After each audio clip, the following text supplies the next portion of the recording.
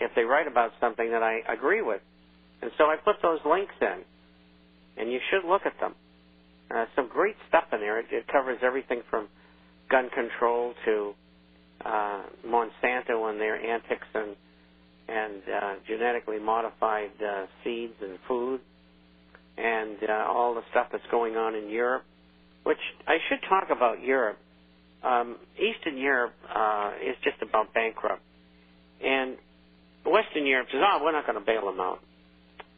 Well, you know, that's got to be dumber than dumb. Because if they don't bail them out, the whole thing's going down over there. And the reason why is the money that was lent to the Eastern Bloc countries, we'll call them that, came from banks in Western Europe. So if they don't pay it back, the banks go down. The banks go down, the European Union and the Eurozone break up. And their dream of one world government is gone. So they don't have any choice. They got to bail them out. Either that or all of Europe's going to collapse. And so, you know, that's something to think about. Now, Melody, tell me, please. Yes, what? How much was the dollar down today? I was looking at it getting crushed there.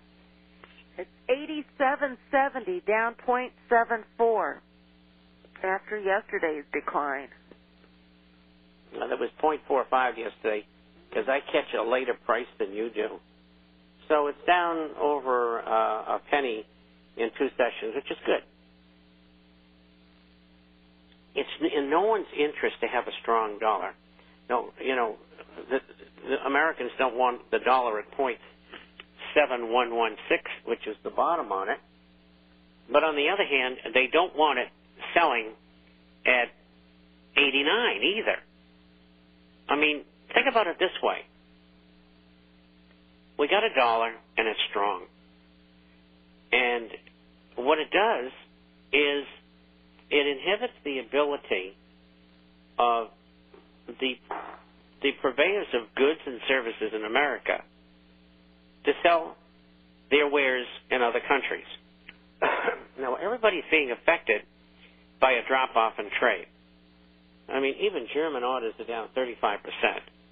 The greatest manufacturers in the world. Japanese orders are down 43%, and on and on. So it's tough out there. So what all these other countries are doing is they're devaluing their currencies, and at the same time they're dumping dollars. Now that's good for them, because the goods that they sell to other people are cheaper. And that's good for them. Of course, the United States, the reason they like it is because the people who are cheapening their currencies are taking the dollars that they get in return, and what they do is they print money up. Let's use China as a good example. Print some yuan up. They go and sell it for dollars and buy treasuries. And, of course, the U.S. government loves that. And at the same time, it cheapens the yuan, so the goods coming into the United States are cheaper. And, of course, the people who control our government, both the politicians and the people from behind the scenes, what they want to do is destroy industry in America. So that fits perfectly. Well, we don't want it up there. We want it down. And quite frankly, the dollar has decoupled from a gold. Although I would think that if the dollar starts getting smashed, then in all likelihood, gold would probably be a beneficiary of slightly, maybe more than slightly, who knows. It's not going to recouple again, not in our lifetime. So that's what I got to say about that. So I like seeing the dollar down. Yeah? And that kind of capsulizes the day. I only have one question. And, you know, I'm answering about 150 emails a day, and I don't mind. But some of the questions that come in are not very intelligent. And sometimes I answer the same question for the same person 2 or 3 times in 2 or 3 different ways so they can understand. Please send intelligent questions, and please think the thing through before you send them out, because I'm up to my eyeballs. I'm getting up at 3:30 a.m., I don't get to bed until 10 o'clock, and I work nonstop. And you see the publication we put out, and all the 20 hours I spend a week on the radio, all I can say is, have mercy on me.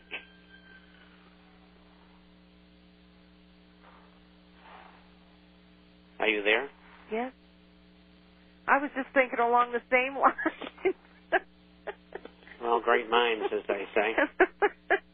Because I was going to plead to the customers today that, we're a little backlogged in shipping, and we've just been inundated, and, with emails and other things, and, so forth. And, sometimes someone wants to call and just chit-chat, and, it's kind of difficult to do.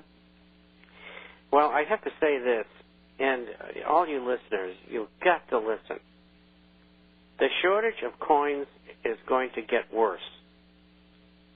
The governments of the world don't want people owning gold or gold coins or silver coins. And they are, again, deliberately withdrawing coins from the market. They're not printing them, making them, minting them. Yep. And don't wait to buy. Don't wait to buy. It's the same thing with the stocks, too. Only there'll be plenty of them at any given time, but not with the coins. You've got to buy now. I don't care if gold goes down $50 tomorrow. It doesn't make any difference.